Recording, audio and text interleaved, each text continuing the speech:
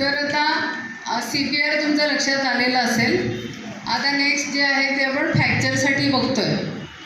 आता समजा एखाद्या व्यक्तीला फ्रॅक्चर झालं, डोक्याला फ्रॅक्चर झालं तर आपण काय करायचं आहे, तर त्याचा आपण डेमो बघतो इकडे.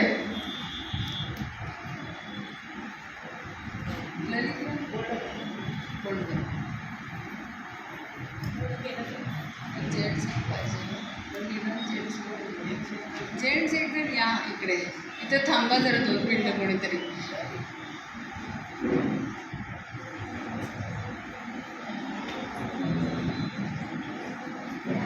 आता यांच्या डोक्याला मार लागलाय, रक्तस्राव होतोय, तर त्यांच्या डोक्याला जर जास्त वारं लागलं समजा तर ते सुटतं फुगतं अशा प्रकारे सिम्पटम्स दिसतात. तर ते न होण्यासाठी आणि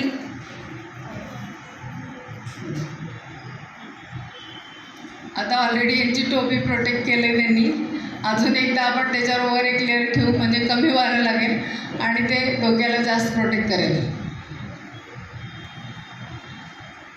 ही अशी नॉट बांधून समोर नॉट बांधायची समोर आणि मागच्या साईडला ते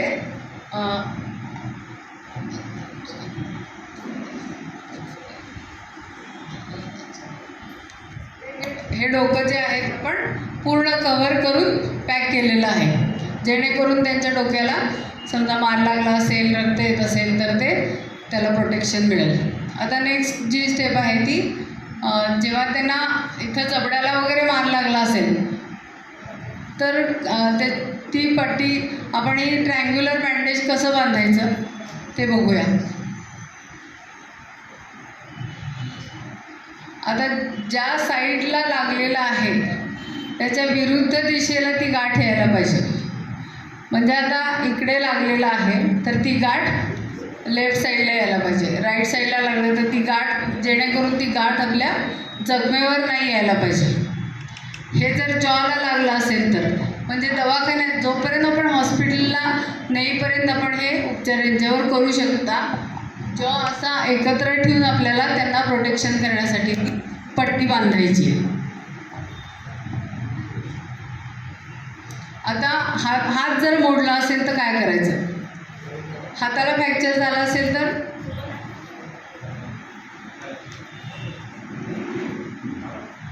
आता हे शुद्धीवर आहेत म्हणून यांना उभं करतोय आपण, बसवतोय, ह्या सगळ्या प्रोसिजर करतोय.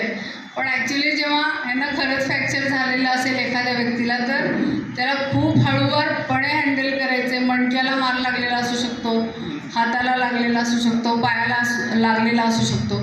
फक्त आता तुम्हाला डेमो दाखवण्यासाठी आपण त्यांना क्लिअरली उभं केलं आहे.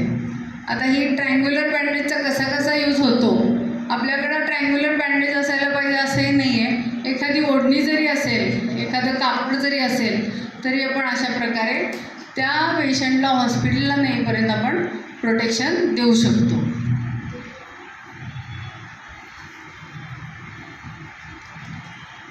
आता ह्यांच्या या राईट साईडला लागलं आहे तर आपण ही नॉट कुठे बांधायची, लेफ्ट साईडला, आणि जर लेफ्ट साईडला लागलं असेल तर ही नॉट राईट साईडला बांधायची, जेणेकरून त्या व्यक्तीला कुठलाही त्रास होऊ नये.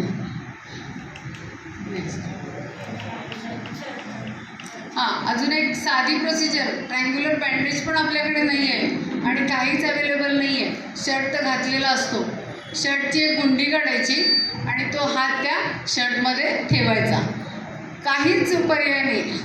आता ही लेवलमध्ये वरच्या साईडला वरची म्हणजे सरळ हात ठेवून त्यांना खाली तो येणार नाही, तेव्हा त्यांच्या वेदना कमी करणं हा मेन आपला उद्देश आहे. वेदना कमी करणं आणि त्यांना गंभीर होण्यापासून वाचवणं, ह्या 2 दृष्टिकोनासाठी आपण हे फटाफट प्रयत्न करायचे.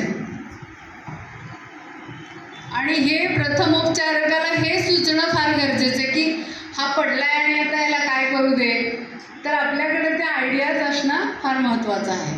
आता शर्ट आहे पण आपल्याला सुचत नाही आहे काय करायचं आहे. आपल्याला माहिती होती काही प्रोसिजर ती शर्टच्या गुंडीवर काढून लावायची आहे, म्हणून हे ट्रेनिंग गरजेचं आहे की ही शर्टची गुंडी वर काढून लावल्याने आपल्याकडे ट्रायंग्युलर बँडेज जरी नसलं तरीसुद्धा आपण हे करू शकतो.